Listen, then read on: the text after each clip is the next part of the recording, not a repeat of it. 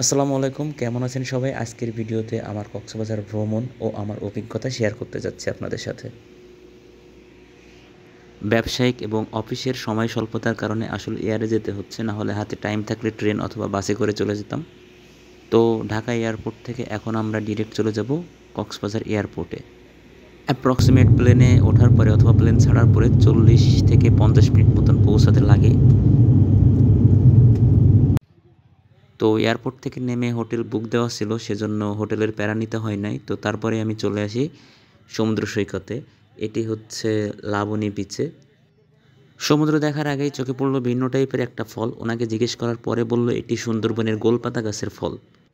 দেখতে কিছুটা অদ্ভুত হইলেও খেতে কেমন জানি না, তো টেস্ট করে দেখি কেমন লাগে। পার পিস উনি এখানে 20 টাকা করে বেচতেছে, তো ওনাকে বললাম একটা দিতে, খেয়ে দেখা যাক।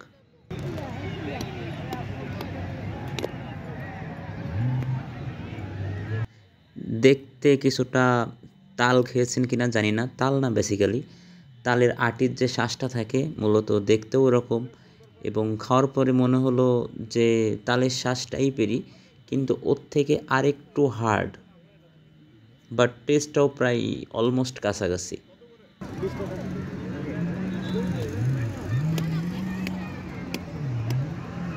তো যাই হোক, সমুদ্র সৈকতটা একটু ভালোভাবে ঘুরে দেখি। যদিও এখানে ভালোভাবে ঘুরে দেখার তেমন অপশনই নাই। সমুদ্র সৈকতে আসছি নাকি ঢাকা নিউ মার্কেটে আসছি দেখে আসলে বোঝা মুশকিল। এর আগেও কয়েকবার আসছি, বাট এত লোক, এত ক্রাউড আমি এর আগে কখনো দেখি নাই। এবার যে পরিমাণ ক্রাউড দেখতেছি, যদিও হয়তো এর আগে যে কয়েকবার আসছি ওই সময় সিজন ছিল না, মানুষজন হয়তো কম আসতো। এখন যেহেতু জানুয়ারি মাসে আমি গেছিলাম, এটা একদম ভ্রমণের একটা পিক টাইম বলা চলে, পিক সিজন।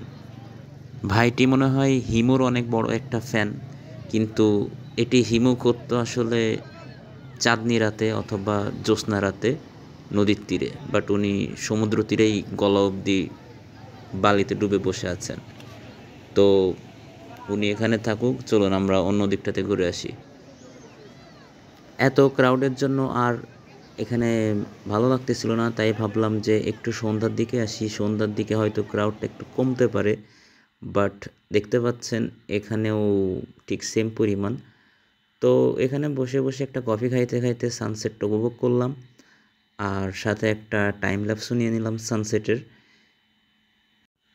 তবে সমুদ্র সৈকতে আসার এবং একটা মেন উদ্দেশ্যই থাকে আসলে সানসেটটা উপভোগ করা, আর তার সাথে সাথে সামুদ্রিক খাবার তো বটেই। সামুদ্রিক খাবার বলতে সামুদ্রিক মাছ, অক্টোপাস, স্কুইড যেগুলো আছে, কাঁকড়াও ইনক্লুডেড এর মধ্যে। যদিও এখানে দাম কিছুটা কম হওয়ার কথা, কিন্তু আপনারা তুলনা করলে দেখবেন সিমিলার টু ঢাকা, ঢাকাতেও যেমন দাম এখানেও ঠিক তেমনই। আবার কোনো কোনো জায়গাতে ঢাকার থেকেও এখানে অনেক হাই প্রাইসে সেল হয়। এইগুলো কত করে চিংড়ি?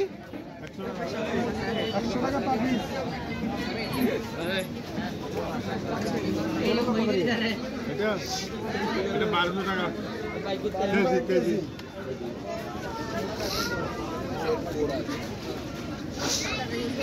ऑक्टोपस दिखाती है कभी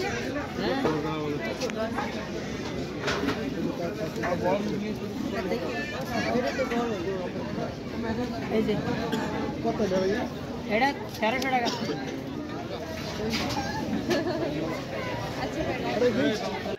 তবে একটা সাজেশন আপনাদের জন্য থাকবে, সেটি হচ্ছে আপনারা পিস পিস করে না নিয়ে যদি কেজিতে নেন, সেক্ষেত্রে হয়তো একটু লাভবান হতে পারেন। মাছগুলো দেখে তো শুধু আর পেট ভরবে না, তাই ভাবলাম একটা বারবিকিউর অর্ডার দিয়ে দিই। আমি রিজনেবল প্রাইসে খুঁজতেছিলাম, তো মোটামুটি পাশেই একটা নিরিবিলি রেস্টুরেন্ট পাইলাম, স্যান্ড ক্রাব। এখানে একটা স্যালমন ফিশ অর্ডার করলাম। যেহেতু আমি একা, সেজন্য খুব বড়টা অর্ডার করি নাই, মিডিয়াম সাইজের, মিডিয়াম বললেও ভুল হবে, মোটামুটি একটা ছোট সাইজেরই স্যালমন অর্ডার করছিলাম। সেটার দাম পড়ছিল প্রায় 1200 টাকা। তার সাথে রুটি ছিল খাওয়ার জন্য বারবিকিউয়ের সাথে, আর সালাদ তো থাকবেই। আপনি এখান থেকে নিয়ে সরাসরি ওনাদের কিচেন আছে, ওইখানে দাঁড়িয়ে থেকে বারবিকিউটা করে নিতে পারবেন।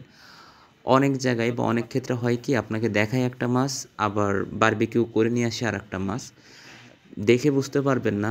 আর বারবিকিউ অথবা তেলে ভাজা যেটা ফ্রাই বলে, এটা একটু স্পাইসি করে ভাজলে টেস্টটাও অবশ্য একটু মাছটাতে ডিস্টার্ব থাকলেও ফ্লেভারটার কারণে খুব একটা বোঝা যায় না, বেশি স্পাইসি করে দেয় অনেক জায়গায় এজন্য। তবে আমি এমনিতেই একটু স্পাইসি করে দিতে বলছিলাম, আর সেটাই করে দিছে। এখানে দেখতে পাচ্ছেন স্যালমন ফিশের সাথে পাশে সালাদ দিছে, আর 2টা তন্দুর রুটি বলে খুব সম্ভবত এটাকে, তন্দু না পরোটাই আর কি, পরোটা নিছি, তেল ছাড়া পরোটা, আর সাথে স্যালমন আর সালাদ।